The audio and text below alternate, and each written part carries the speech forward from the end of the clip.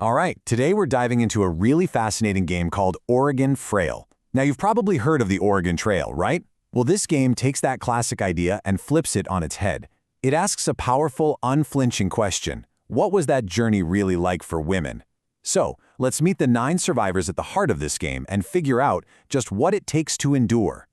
Before we get into any of the classes or the skills, you have to understand this one idea. It's called the bad girl's ethos, and honestly, it's the key to the entire game.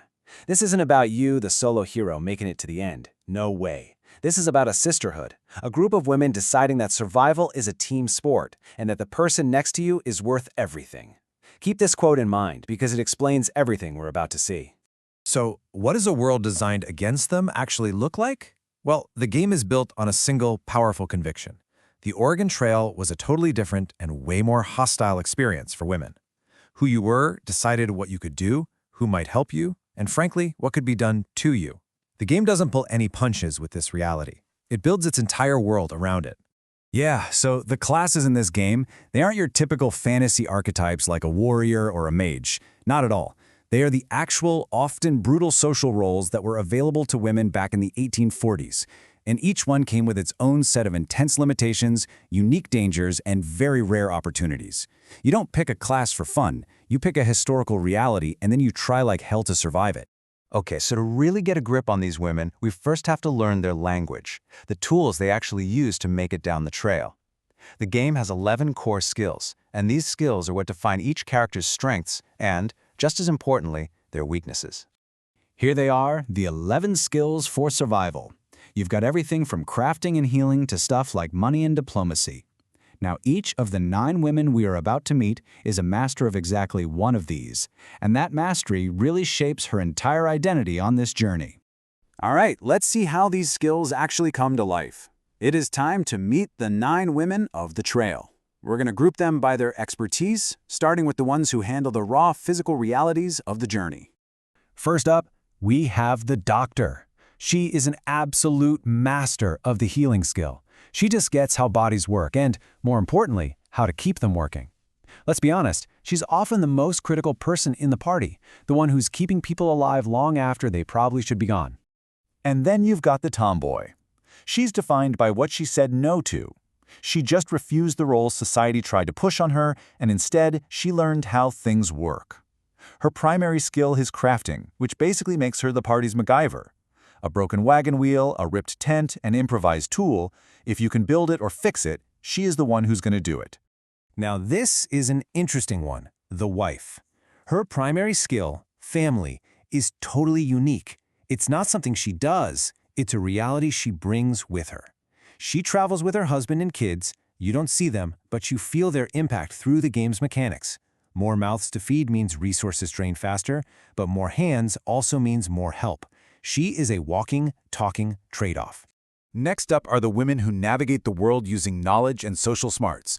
Let's start with the schoolmarm. She's the master of geography, but her knowledge isn't just about reading maps. She really understands how to guide people. Not just keeping the party from getting lost on the trail, but also using her secondary skill in morale to keep them from falling apart inside. And here's the widow. She's already survived loss and has learned how to stand on her own 2 feet. Her primary skill? Money. She has the sharpest financial mind in the entire game, which makes her absolutely essential whenever you hit a fort or a settlement.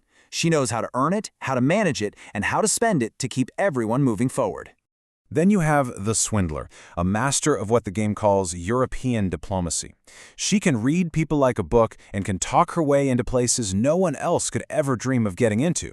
But here's the thing. Her skill is a tool for getting what she wants, not for caring about people. You can't trust her, but as the game notes, she is incredibly useful.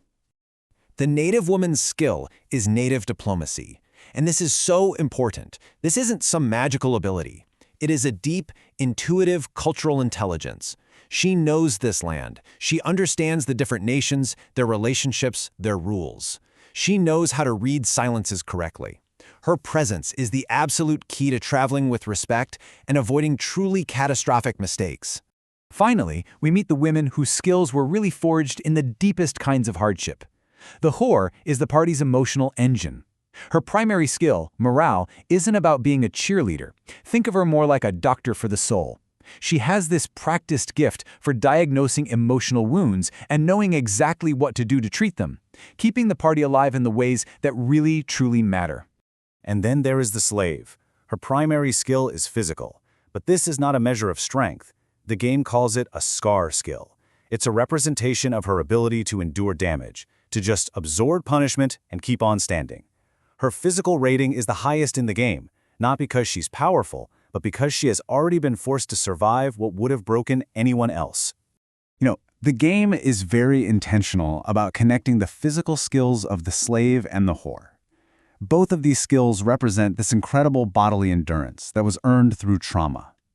The game makes it clear that while their scars come from different places, they speak a very similar language of survival. So, we've met our 9 women, and each one is a master of a specific skill. But if you've been keeping count, you'll know there are 11 skills in total. That means 2 skills have been left out. Now, this is not an accident. It's a statement. So, I'll just ask you, think about it. With 9 classes based on the real social roles of the time, which 2 skills would no woman have been allowed or even able to truly master out there on the trail? The answer is food and hunting. No class in this game starts as a master of providing for themselves in the wilderness.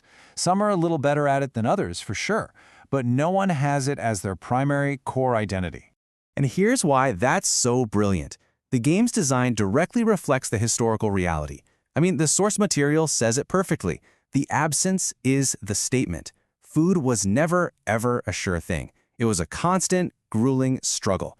By leaving these skills without a master, the game forces the players to feel that insecurity. It's just a fantastic piece of storytelling through game mechanics. But here's what might be the most hopeful part of this whole thing. A class only defines where a woman starts her journey. It's not where she has to end it. Because the trail is long enough and it is hard enough to change anybody. If you look at this skill chart, you can see just how specialized each woman is at the start. And you can see all the gaps in what they can do as a group. A doctor might know nothing about geography, a wife 0 about native diplomacy. But here's the thing, any of these gaps can be filled. Any 0 you see on this chart can become a 1 and then a 10, and the way they learn is pretty amazing. These women learn from their mistakes. Literally. Every single time a character fails a skill check, that skill permanently goes up by 1 point. This creates what the designers call a win-win psychology.